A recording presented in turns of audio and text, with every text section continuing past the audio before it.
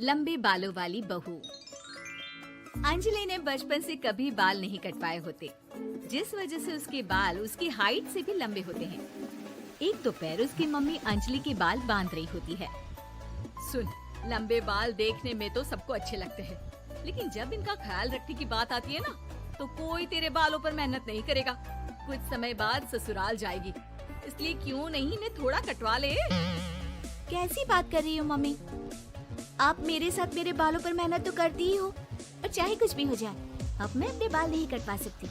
और आपको वजह तो पता ही है। अपनी बेटी को इतना खुश देखकर उसकी मम्मी आगे कुछ नहीं बोलती। इसके कुछ महीनों बाद ही अंजलि की उत्कर्ष के साथ शादी हो जाती है। तुम्हारे बाल बहुत अच्छे हैं, मेहनत साफ दिखती है।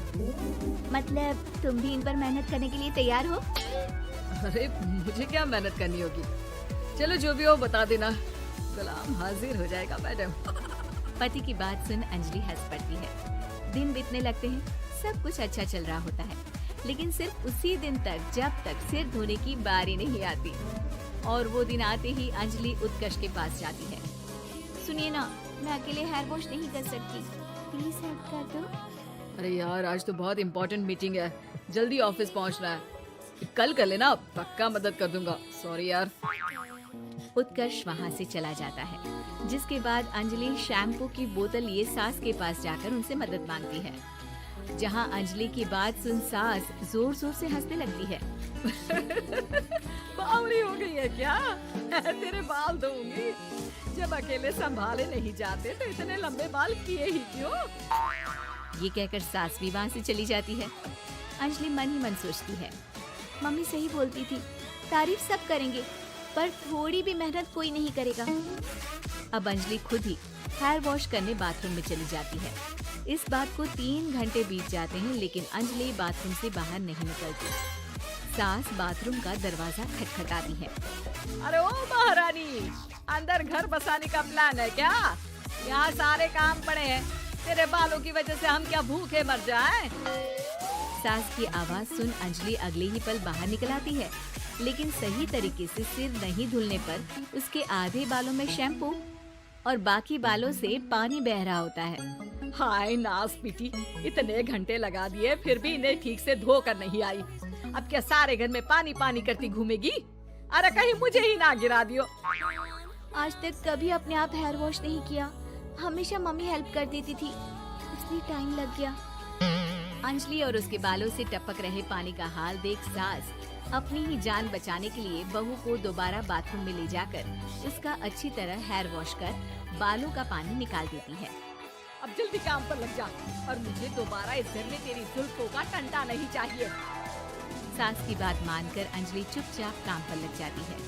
इसी तरह दिन बीतने लगते हैं, जिसमें अब अंजलि हेयर वॉश के लिए आधे दिन का समय लेकर अपने घर आने लगती है, पर सास को इससे भी दिक्कत हो जाती है, जिसके चलते धीरे धीरे अंजलि के लिए अपने बालों का ख्याल रखना मुश्किल होने लगता है। न तेल लग रहा है, न समय से हेयर वॉश हो रहा है, और बालों में कंघा घुमाए तो हफ्ते बीत जाते हैं। से अपने बालों की ऐसी दुर्गति देखी नहीं जा रही। इसी तरह दिन और दिनों के साथ महीने बीत जाते हैं, जिसमें अच्छे से ख्याल नहीं रखने की वजह से अब बाल रफ उलझे हुए होने के साथ साथ हेयर फॉल भी शुरू हो जाता है। अब क्या हमें अपने बालों में उलझा कर कूड़े में फेंकने का इरादा है? जहाँ देखो वहीं मैडम के बाल गिरे हुए मिलते हैं। अरे कटवा क्यों नहीं देती इन नासपीटों को? तभी उत्कर्ष वहाँ आ जाता है। अरे कैसी बात कर रही हो माँ? आपके बोले बिना वो सब कुछ कर देती है, और बदले में जब सिर्फ अपने बालों के लिए जरा सी मदद चाहती है तो आप उसे ऐसी बातें सुनाती हो। उत्कर्ष अंजलि को लेकर घर से बाहर निकल जाता है और वो दोनों अंजलि के घर पहुंच जाते हैं। मुझे माफ करना, मैंने वादा किया था लेकिन पूरा नहीं कर पाया।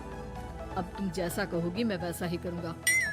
अंजलि की मम्मी उन्हें बहुत सारे घरेलू उपाय बताती हैं, जिन्हें अच्छे से समझकर दोनों घर वापस आते हैं और अब मिलकर अंजलि के बालों को ठीक करने के मिशन पर लग जाते हैं। अरे पत्नी की सेवा में तो ऐसे लगा है जैसे इसके बालों में से खजाना निकल आएगा। इसी तरह कुछ महीने बीत जाते हैं और धीरे धीरे अंजलि के बाल पहले जैसे हो जाते हैं। आधा सफर तो कंप्लीट हुआ, अब आधा बचा है। हाँ, कौन सा आधा? मैं समझी नहीं। मम्मी। अब अपनी मम्मी को बहू की कीमत समझाने के लिए पहले उत्कर्ष उनकी सब सहेलियों को घर बुला लेता है। और फिर अंजलि को उनके सामने लेकर जाता है, जिसे देख वहाँ बैठी सास की सभी सहेलियों का मुंह खुला का खुला रह जाता है। अरे वाह, तेरी बहू के बाल कितने सुंदर हैं। आज से पहले हमने कभी इन पर ध्यान कैसे नहीं दिया। और वैसे इतने लंबे बाल संभालना सबके बस की बात नहीं, लेकिन तुम्हारी बहू को देखकर लगता है कि ये इसमें प्रो है। वैसे बहू, लंबे बाल देवी के भी होते हैं और चुड़ैल के भी, इसलिए अपने अंतर्मन में कभी कुछ बुरा मत आने देना और इस घर के लिए लक्ष्मी का रूप बनना। अरे किस बात की, घर की आधी लक्ष्मी तो ये इन्हीं जुल्फों पर खर्चा कर देती है।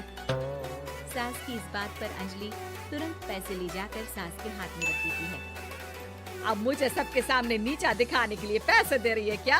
नहीं मम्मी जी, पैसे आपको इसलिए दिए हैं क्योंकि ये उन्हीं बालों की कमाई है जिन्हें आप रात दिन कोसती रहती हैं। अगर आप वो सब नहीं करती तो मेरे बाल खराब नहीं होते और ना ही मैं ये पैसे कमा पाती। है? क्या मतलब है? कहना क्या चाहती हो? मैं शादी के पहले से ही एक हेयर केयर यूट्यूब चलाती हूँ, जहाँ शादी के बाद और बालों के हाल की वजह से मैं इनएक्टिव हो गई थी।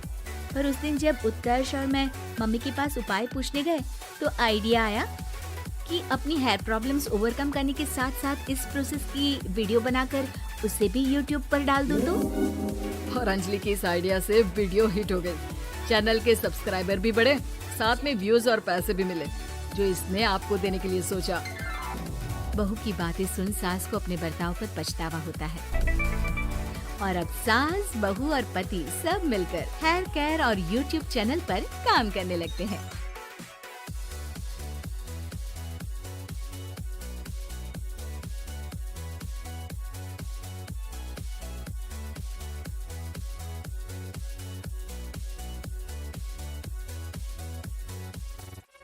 Versace on my wrist, baby, make a wish. You could sell your Rari.